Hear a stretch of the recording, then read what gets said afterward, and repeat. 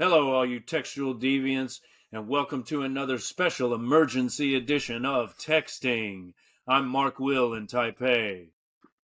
And I'm a hero of our time in St. Petersburg. All right, well, today we're talking about travel. We both recently took some trips. Tomek took a trip to the Caucasus Mountains, and I took a short trip to Bangkok. So we're going to discuss those trips for what it's worth.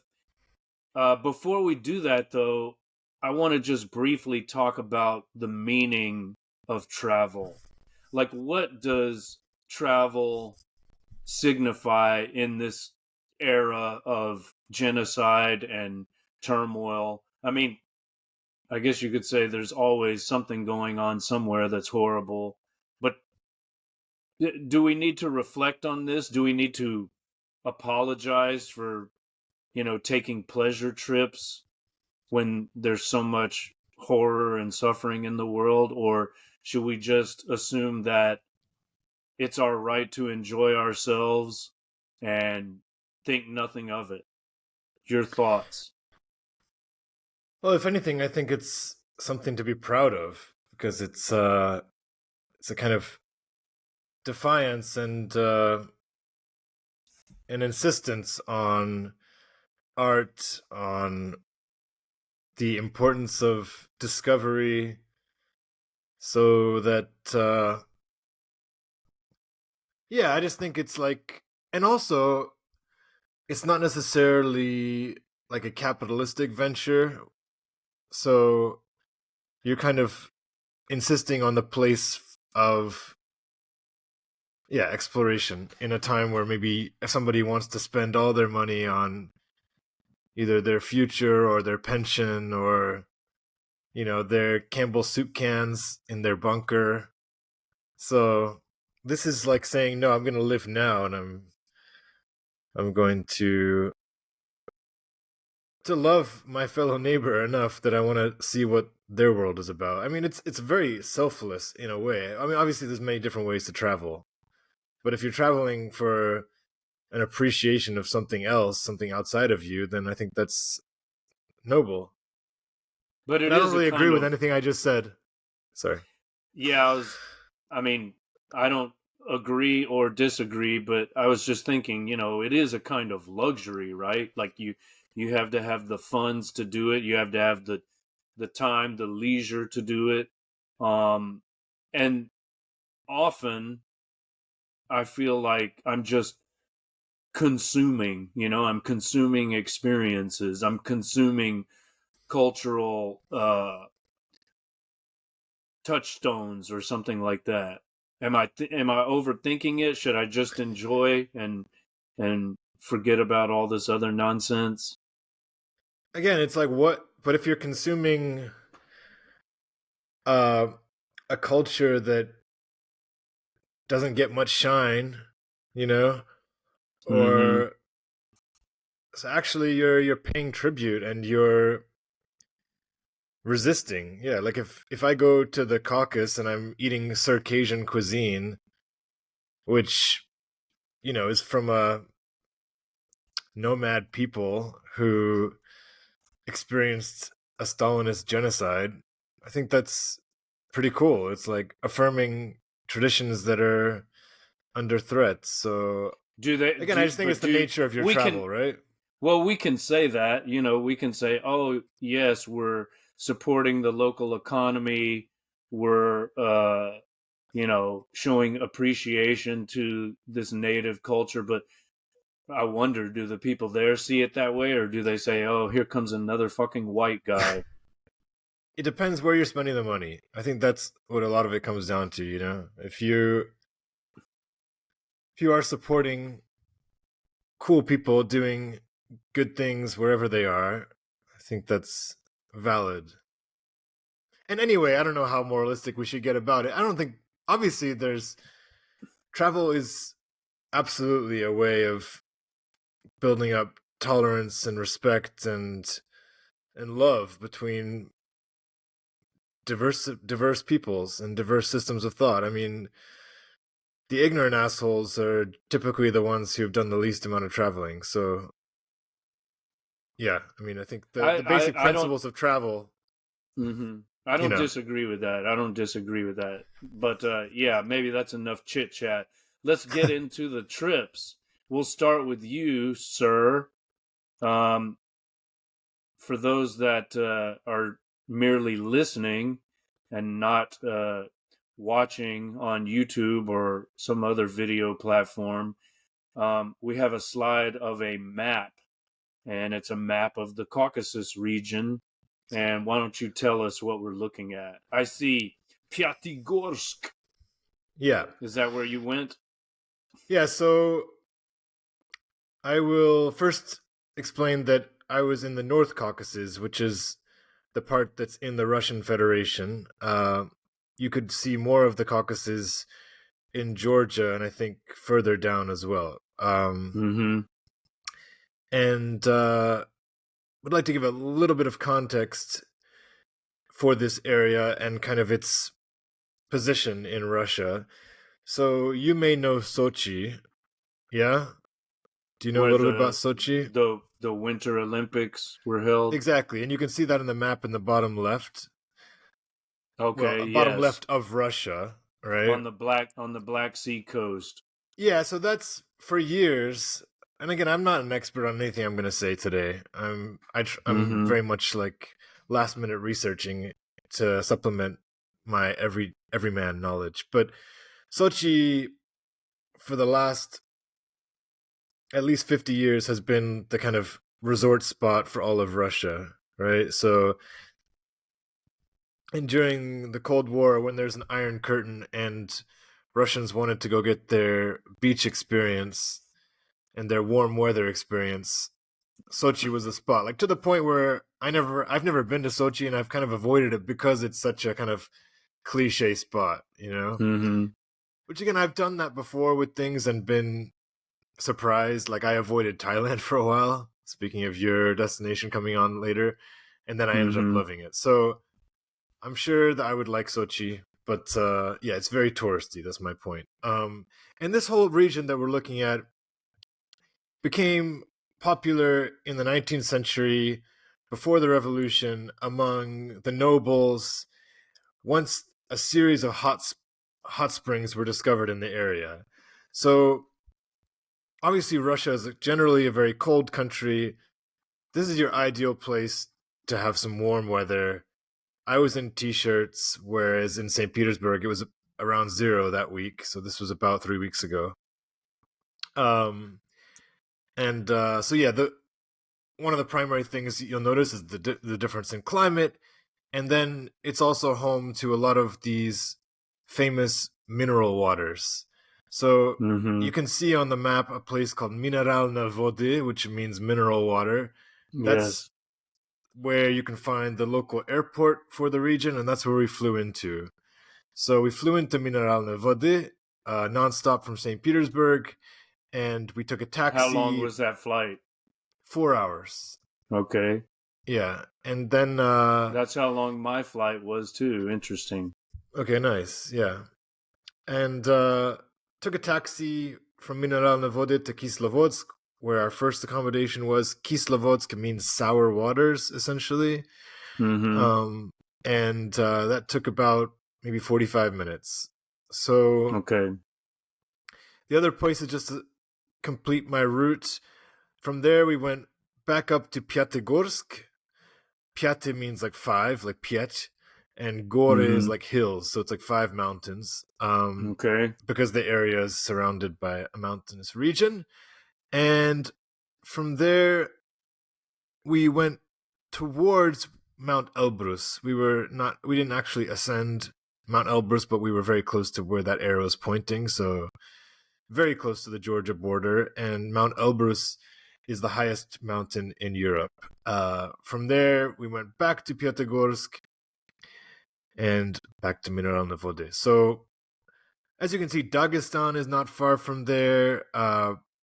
Dagestan was in the news. I don't know if you saw this, but recently after Israel and Palestine kicked off, there was a massive protest slash Yes, uprising in Dagestan. I knew that sounded familiar when I was looking at the map. I was thinking Dagestan. I just heard about that recently. That's where they attacked the flight from Israel, right? Like Allegedly they from Israel. Yeah, I mean, the whole thing was pretty cringe, to be honest, because it was kind of a bunch. I mean, I got mad love from my Muslim brethren, but this wasn't necessarily the creme de la creme of Muslim society.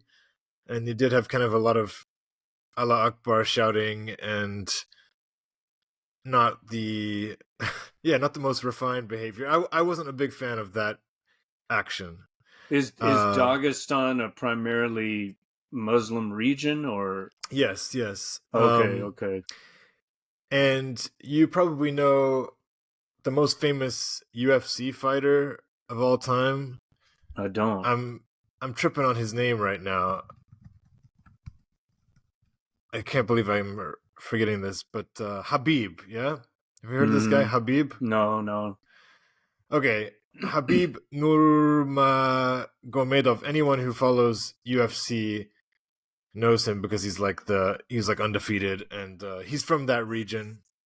And a lot Okay. of the best fighters in the world are from that region. Like, there's funny videos online of them like wrestling bears, and they're hardcore. Right next to that, you can see Chechnya, which again is in Right, Russia, right? And right. you see Grozny, which is the capital of Chechnya. Which I Putin almost went bombed the to. shit out of, right?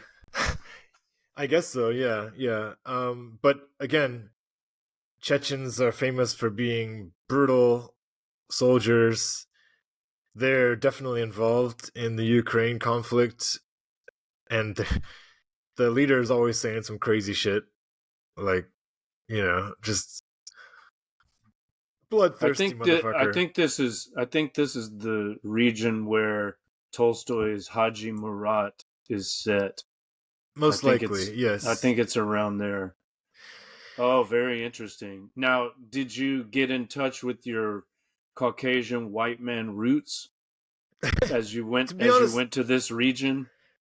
you may know the etymology situation better. I'm confused about what the relationship is between like people like me identifying as Caucasian males and then the whole idea of like the Caucasus and the Caucasian region. Do you Well, that's know? well the I mean that's the origin of the word as far as I know. Like Caucasian, the Caucasian people are thought to be originally from the region around the Caucasus Mountains. Now, you used another word that's interesting, Circassian, right? Um, I didn't know that that was what synonymous with Caucasian, or at No, I least don't think it is. I don't think it is. it. I'm gonna bring it up later. I think Okay, okay, that's a particular ethnic minority group in the region. but but interestingly, Yukio Mishima, the Japanese author, used that term to refer to white people or European people or Caucasian people, and Mishima will come up in my segment as well. So I'm Okay, noticing interesting.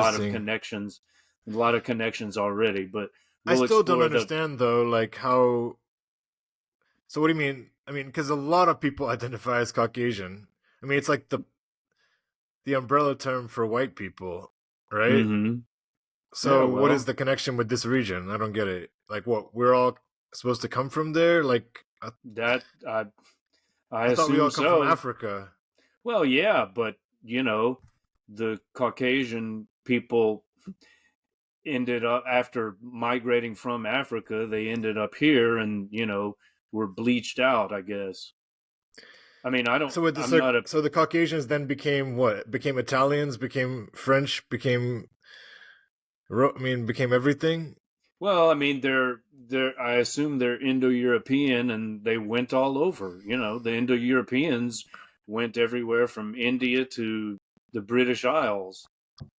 So But this is the tribe that everything comes from, yeah? That's according I I, to I don't know. Etymologically, I famed think that's. archaeologist Mark Will. Etymologically, I think that's the case. But is it factual, or is that has that theory become outdated. I don't know about that, but I think that's the etymology. I mean, the Caucasus Mountains, that's also where Prometheus was uh, chained up after stealing fire and giving it to humanity. Interesting. So I wonder exactly where that would have been. Like, what mountain peak was he chained up on? We should look into that. But let's keep moving here. So Okay, that's let the me just say a map. couple tiny other Mm-hmm. little interesting tidbits. Hopefully, we won't spend as much time, obviously, on other parts of the slide, but the geography is so interesting. So Georgia is just below, as you can see, and Tbilisi has undergone like a massive transformation in the last 2 years since the war. That's probably the number one spot where you could argue well-to-do Russian males between 20 and 30 escaped to. So Mm-hmm. you've got a lot, Because and they're people, draft dodgers. They don't want to get drafted into the right, army. right, or people that Okay. just like kind of freaked out about the whole war and just wanted to be away from it. Right. Um, and Georgia Georgia traditionally is very hospitable people, with amazing food, and it's kind of looked at as like the Italy for Russian people, like what Italy might be for Europeans. So you get your warm climate, delicious food, friendly people, but it's had a huge effect on property prices, and and Georgians aren't big fans of the Russian government, although they're still, I think, generally friendly to the Russians that have come in, and maybe it's helped some people to some extent with the economy. But either way, I just wanted to mention how the Russian influx of people that have come in has been quite interesting. And Wasn't Stalin from Georgia? yes, that's That's one what I of Georgia's thought. claim to fame. Yeah. Okay. Yeah. Well, have you been there? You haven't been there, right? No, I really like to though, and Georgian I would food like is to as everywhere in well. Russia. Georgian food Mm-hmm. is like Indian food for England. Like it's like Mm-hmm. better than the local food, so it kind of becomes the local food. Hmm. I Yeah, really look forward to trying that when I visit you in St. Petersburg during Chinese New Year. That's assuming all happening. goes well. Yes, looking forward to that. All right, let's move on. Let's Now, do it. the next slide, for whatever reason, is a paperback copy of Lermontov's A Hero of Our Time, and it's the Nabokov translation, which I think is the one I read. I It's not know. the one I read, unfortunately, because Okay, I'm sure it's better than the one I read. I kind of read the version that was just in the local bookstore, and it was more of a cheapy version. okay. But So why is this here? Looks like the Caucasus Mountains on the cover. exactly, and I just thought it was a nice way to enter this realm that we're going to embark upon now. Mm-hmm. Prior to my trip, I reread this book and read the scenes of Lermontov trudging through the Caucasus and reveling about the same towns that I was going to visit. He's the number one cultural attraction for the places I was visiting. So everything, a lot of coffee shops or monuments would have some link to this novel. And Is he a native of the region, or is that just where he ended up and ended? yeah, I don't think he's a native of the region, but depending on how much time I'm going to spend on Lermontov, I have some interesting stuff I can relay. But the main things, let's just say, about why this novel is on the Russian canon or in the Russian canon is it's considered a huge advancement of the Russian novel form in terms of the style of narration, um, the Byronic main character. who is sort of like a representative of nobles who didn't have a major purpose in their life. They were kind of like dandies, intellectual, sensitive, but perhaps without much quote unquote morality and in many cases motivation. So the hero of the story, Pichorin, many would say his life eerily mirrors that of Lermontov. Um, and what I'd like to just quickly say, maybe on this slide, is just how it is that Lermontov ended up in the Caucasus. Yeah. So he was living in St. Petersburg and mixing with the high society, but was considered quite a divisive figure because his character was just rather argumentative, and he just pissed a lot of people off. So despite being this like sensitive poet and unarguably talented writer, he was a bit of a dick. He And was a bad boy like Mayakovsky. I guess so. Mayakovsky seems more explicitly moral, though, in terms of his messaging, anyway. But maybe in his autobiography would be. You're right in that. But anyway, I just want to say that he was living in St. Petersburg. Pushkin dies, and Lermontov is crushed, or allegedly he's crushed. He publishes a poem called Death of the Poet, Smieter Poeta, in 1837, just days after Pushkin dies, and it goes viral. So it's passed around among the Petersburg intelligentsia, but he's added a final 16 lines, I think after the initial draft gets out, where he accuses the elites of Russia as kind of being responsible for Pushkin's death, just calls them out in a really direct and eviscerating way. And the Tsar, Nikolai I, catches wind of it. No, actually, I'm sorry. I don't think it was Nicholas I. I think it was Alexander. Nicholas I does come into power during his lifetime. But anyway, he's banished. He's exiled to the Caucasus as a soldier in one of the local regiments. And upon arrival and integrating with the region, he falls in love with it, and it takes on a major role in his work from then on. So that's how he ended up there. I hope that's fairly clear. From St. Petersburg to the Caucasus, That's right. the same route you took. But he didn't take a plane, though. Plane of the mind. How would he have gotten there? Yeah, that's a good question. I mean, I assume he was very good on a horse, I'm sure. Horses have a big role in A Hero of Our Time as well. I don't know how well you remember it, but but that would be quite a long haul to go on horseback. Surely. I mean, the Black Sea is nearby. He could have gone by ship, right? Possibly. I also don't claim to be an expert on that. I trust. I'll defer to your judgment. I really don't know. I'm just guessing. All right, let's move on. Let's do it. Next, we've got another literary touchstone. This is the mammoth statue of Solzhenitsyn. Yes?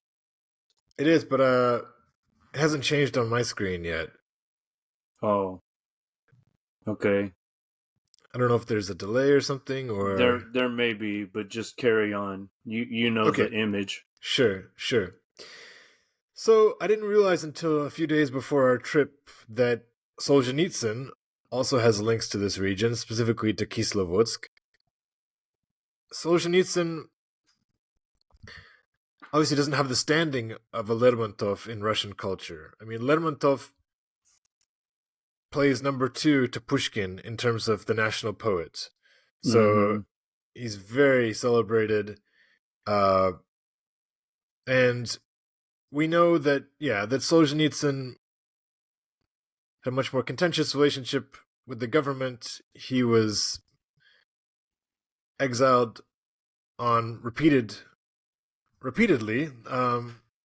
The first time for writing a letter that I think's kind of, I don't know how veiled it was, but it was critical of Stalin.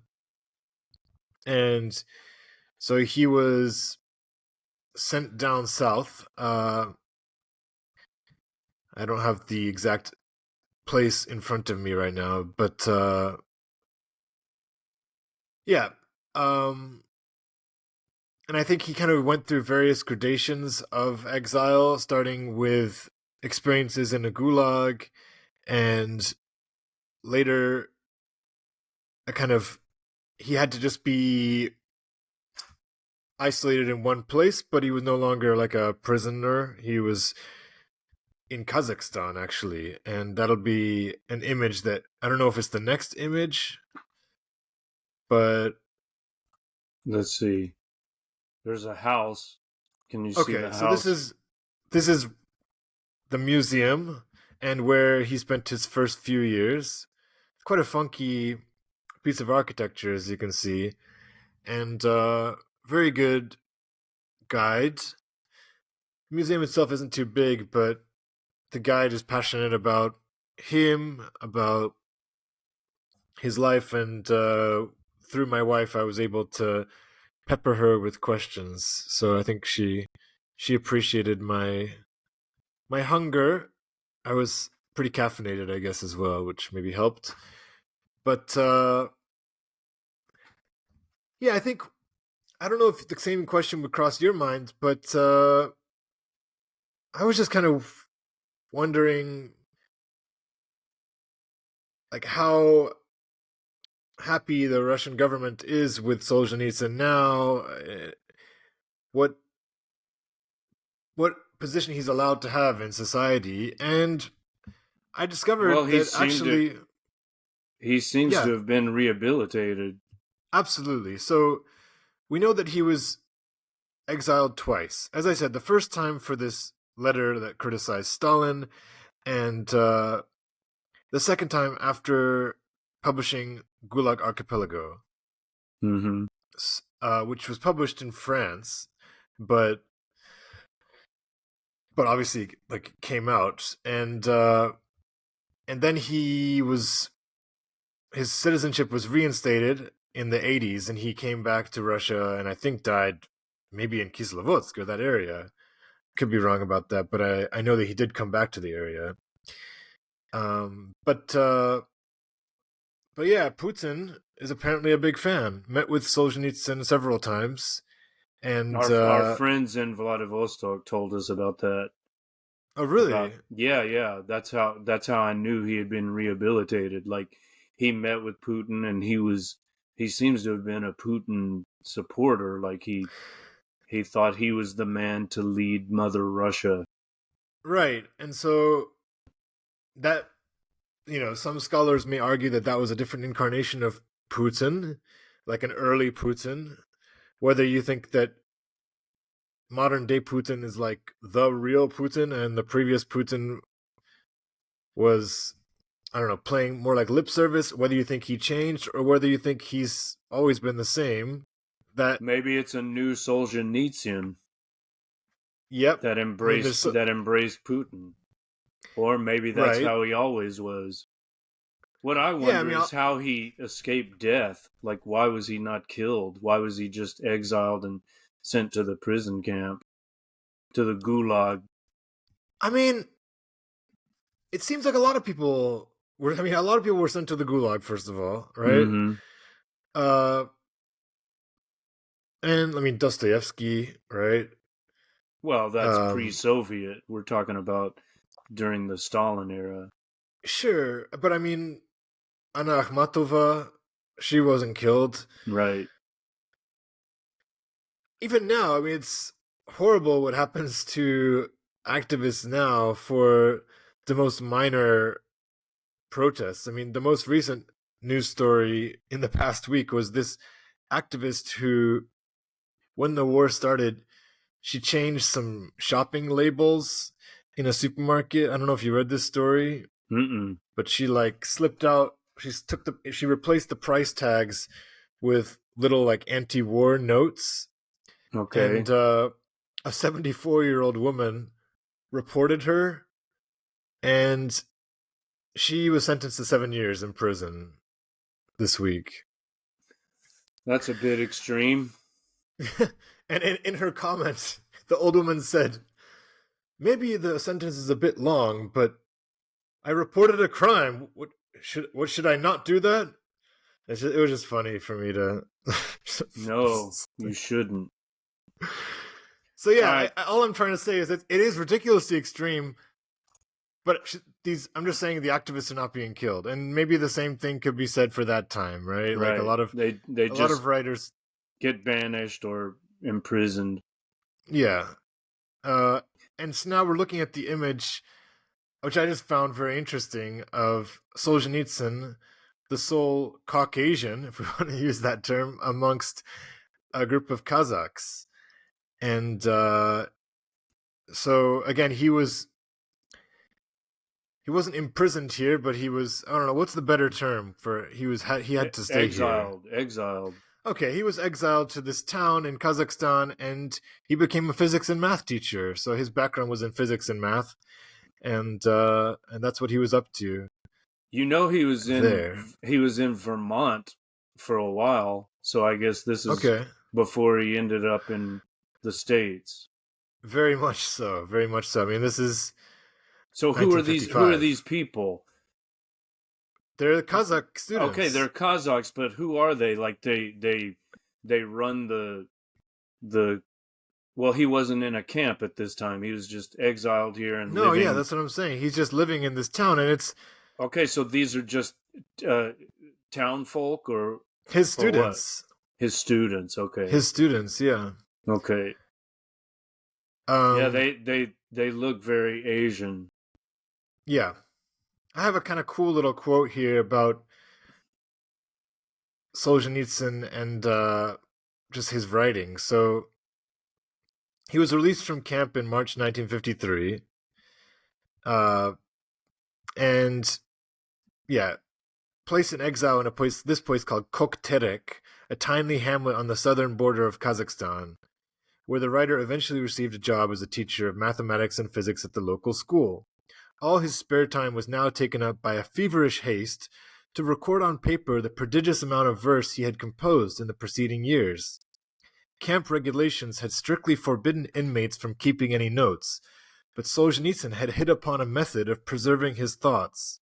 He cast them in poetic form and committed them to memory, using an elaborate ritual to review the growing text at regular intervals. The major product of this activity was the narrative poem Dorozhenka, The Way, which allegedly contained over 10,000 lines of verse. So I thought that was pretty interesting. What was the method?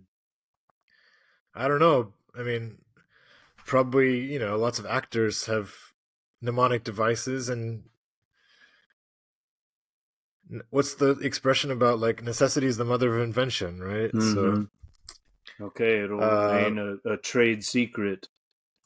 but and he apparently thought that the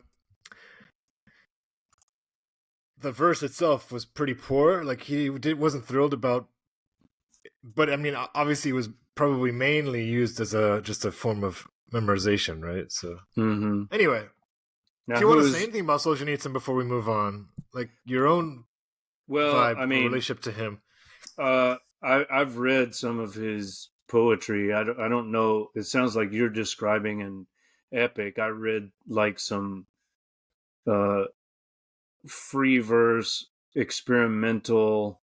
It's like prose poetry. What I read. Uh, he's So talking you haven't about. read Gulak Archipelago? No, no. In terms of the novels, I've read and I taught One Day in the Life of Ivan Denisovich. Yeah, I've Uh, read that, and I haven't read Gulag Archipelago either. yeah. Um, all right. So who is this beautiful woman in the sunshine here?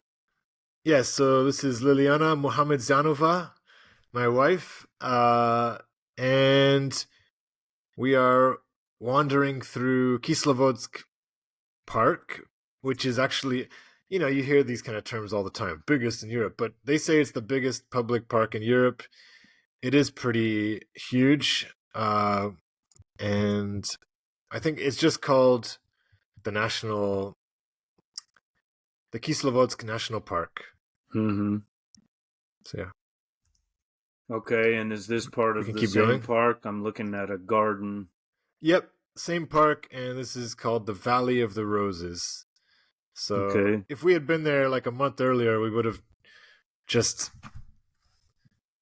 orgasmed with the fresh flowers, but they were mainly dying. But it was a really cool rose garden where each type of rose was, clearly demarcated, and Mm-hmm. they had varieties from all over the world. Beautiful view. Now we're looking at a kind of briefcase with a tape recorder in it. All right, so I guess we're finished with Kislovodsk, and our next stop after a brief pit stop in Pyatigorsk was kind of like a base camp, which seemed fairly accessible. Like, because it's my first time in the region, so obviously you're not necessarily the best trip planner the first time, but I wanted to get a feeling for this Mount Elbrus, which I mentioned earlier, this highest peak, and there was this set of hotels near another peak which neighbors Elbrus called Cheget. And I've put this briefcase in because it's quite funny, but when you Google Cheget or Cheget, the main thing you come up with is this Cheget briefcase, which was named after the Mount Cheget, but it's the Russian nuclear suitcase. Oh, it's And the nuclear football. yeah, so it's pretty funny because I don't know, I didn't know about it. I think apparently there are three of them. Like one goes to the president, and one goes to the head of the Ministry of Defense, um, and one goes to the head of the general staff. So yeah, it's quite amusing that this is still like passed on ceremonially. Like obviously Putin's been in charge for a while now, but even in 2013, like when he was reelected, they had a big ceremony in a palace where he's given this suitcase. And this one that we're looking at, I guess you can find it in the Boris Yeltsin Museum in Yekaterinburg. Mm-hmm. But yeah, so And on the that's your American Cheget side, trivia. Uncle Joe probably has one too under his pillow. Yeah. Isn't that comforting? All right, Ay, ay, ay. let's keep going. Let's This keep looks going. like a resort area. There's a mountain, beautiful snow-capped mountains, and a kind of deck. What's going on Okay, again, here? I'm presuming I know the photo you're looking at because it does seem like I'm a bit behind. But that is taken at the base of Cheget. There's an area called Cheget Poliana, and Poliana just means like open field. And we were breakfasting at this place. So there are kind of quite a few nice cafes there with some bomb ass food. So it's a nice reward for a day of walking is to have some hearty cuisine. I am slightly annoyed that I can't see the image. I don't know what we can do about that. Mm, There it is. Okay, it just turned now. So I think I did a pretty good job of approximating what's in the image, but we can move on. okay, here's another mountain scene. Beautiful. uh Maybe I need to Blue open up. Ah, there we go. Okay, I've got this one. So yeah, just wanted you to see the ski chairlift that ski we lifts. took Yeah. up. Okay, Yeah, and these chairlift. are some Soviet chairlifts. Haven't been attended to by technicians, I think, in years. Mm-hmm. And I saw some message boards where people were really ripping into these and worried about the safety of it. I asked Yeah. our hotel receptionist, and she said, "Well, I've worked here for 8 years, and nobody's died." No So one died. That's comforting. they had the guy right at the bottom, taking photos. Um, so we bought a couple magnets. And yeah, it was fine. But Liliana was pretty frightened. Here's the beautiful hero of our time. And With a we actually were toque. pretty lucky because the next day the weather was shit. Like, pretty much it was almost impossible to do what we were doing the day previously, like doing some actual walking. So we had one day that was partly cloudy, and because of that we were able to enjoy some awesome walks Well, you're on wearing a the toque, so it Anchiga. couldn't have been that warm. It was. No, it was considerably colder than Pyatigorsk and Kislovodsk. Mm-hmm. Yeah, because of the elevation, I suppose. Let's keep moving.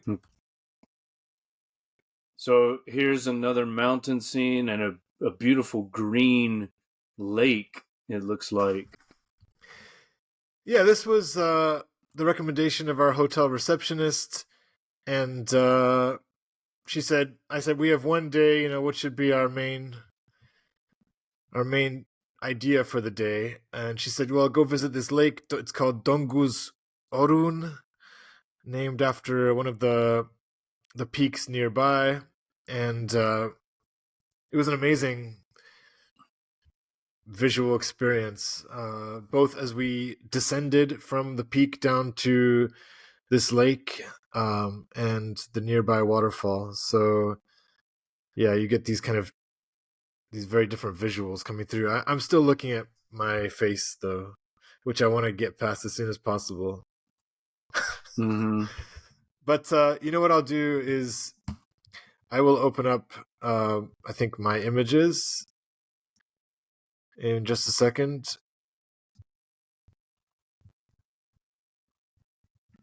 You should be able So to see that, it by now. oh yeah, now I can see it. Yeah. Okay, now we've moved to the next one. Yeah. So yeah, I like this Yeah. image. Same lake, but I just liked it because of just all the different kind of colors. You've got the water, this kind of sandy area, the more black or brown peak, then the whiter peaks, clouds, and a little bit of sky. So it's just it was a really cool place, and I don't know how rugged I would say it is, but it definitely feels a little bit more wild than like an American national park would be. So if you were looking for that sense of adventure, it's not as crazy as like Morocco, where I would be going to some insane Phoenician ruins with like no security, no guideposts. I mean, just so little upkeep that it's like shocking. This has like some infrastructure, but Mm-hmm. you still feel very much like you're on an adventure. Okay, we can move. More mountains. Okay, yep. Beautiful. That man is a real hero of our time. Let's keep going. Looks like he wants to duel somebody. Challenge someone to a Yep. duel. We'll get into the duels in a little bit, and All right, here's a beach. That green water, I mean, it's like the color of jade. yeah, the color is What would you say? spectacular. Not emerald green. It's really like jade. Jade green, beautiful. Yeah, And and the blue mountains in the back, well, they're black mountains too, and then blue snow-capped mountains behind that with the clouds. yeah, we're gonna have to blow some of these pictures up, I think, later on. Both of us are like swagging out right now with our new phones. So she's got the Google Pixel 6, which has a really good camera, and I've got the Xiaomi, with a really good Leica camera. So Oh, We are true modern travelers. and Uh, lots just of spyware on it. yeah, and living through The our Xiaomi, cameras is that always is. like a slightly, slightly something to be wary of. I think when you travel is like how much time do you want to be trying to show Oh, off your for trip to sure. people? Yeah, we can talk about that, like experiencing things versus documenting things. But this I think this is your And I last would say a slide. It's third a category as well: experiencing, documenting, and then exhibition. Exhibitionism. which is what we're engaged in now. This last I don't know about that. Maybe, but well, to some extent, yeah. I mean, but there is a difference, I guess I'm saying, that's worth exploring between the documenting and the posing. Hmm. Maybe that's another word we could use. Well, I think this is your last slide. It's a what would you describe it as? It's This is almost certainly like not the a last slide. oh, Certainly it's not the not. last slide. This is It's a possibly the last slide in pile of Chigit. rocks. Okay. Yeah, but we still have to do Piatigorsk, Oh, bro. true. So Okay, yeah. cheers to that. Yeah, so we can keep going. Well, what are these rocks? Are you going to tell us? I don't think you know what those mean, right? When you're hiking. No, don't assume that. I mean, Okay, okay. I've seen those stacks of rocks at temples in Korea, and actually Well, I saw some of that in the Nordics as well, and it's considered a desecration. But what's your explanation of what we're looking at okay. They may here? have a higher purpose then. I assumed it was just, a lot of times hikers will mark the route with these Mm, like okay, pylons of rocks. So okay. I thought it could just be that, but maybe it has a more sacred Circassian meaning. All right. What are we looking at now?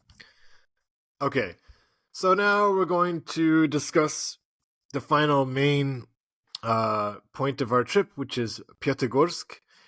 Pyatigorsk is larger than Kislovodsk, where I was before, home to Solzhenitsyn.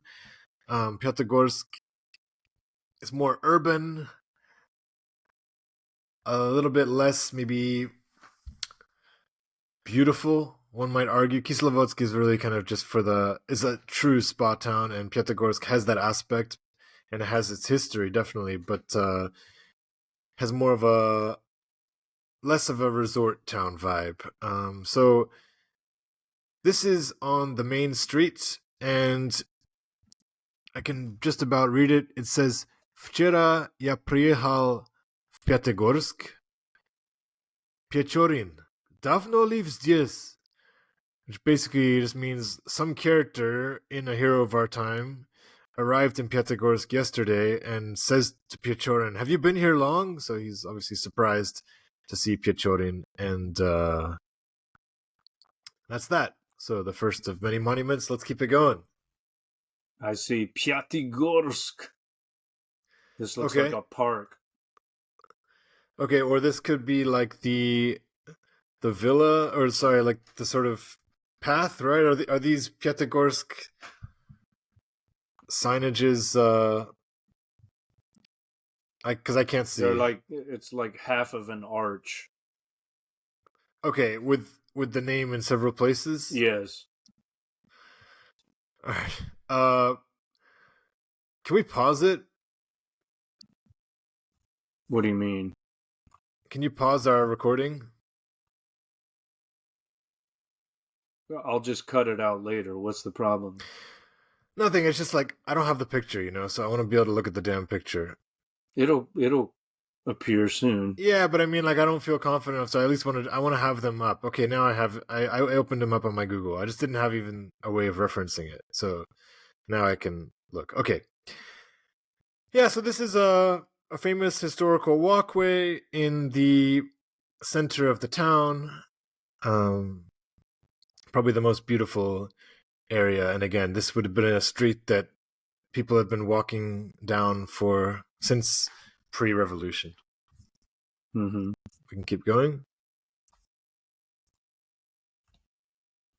This is a Lermontov cup. Okay. Yep. It is a Lermontov cup indeed, giving you that local flavor. Let's move on. Is this a paper cup? It is, yeah. I had a flat Okay. white in there, I believe. Okay. The And this drink of looks like choice. a Lermontov Drink of champs. monument. Okay, are we in the night scene? Yeah? Yes, yes. Okay, so this is the site. I wouldn't even say alleged site of the duel because most historians have just kind of accepted that we don't know exactly where it took place. So I would say just the place they decided to make a monument to the duel Mm-hmm. site and to his lasting legacy. It's kind of a place of pilgrimage for many Russians. You can see the dates of his life there, 1814 to 1841. And I do have a little bit of interesting stuff that I came across that I want to just briefly read from here. And Mm-hmm. this was from a man who became fascinated with Lermontov and with this book. So sit back for a second and enjoy my reading. Mikhail Lermontov's A Hero of Our Time, a novel which has at its dark core Gregory Pechorin, a character who, if he has been met, will be remembered as a cynical, alluring, at times sadistic, young cavalry officer.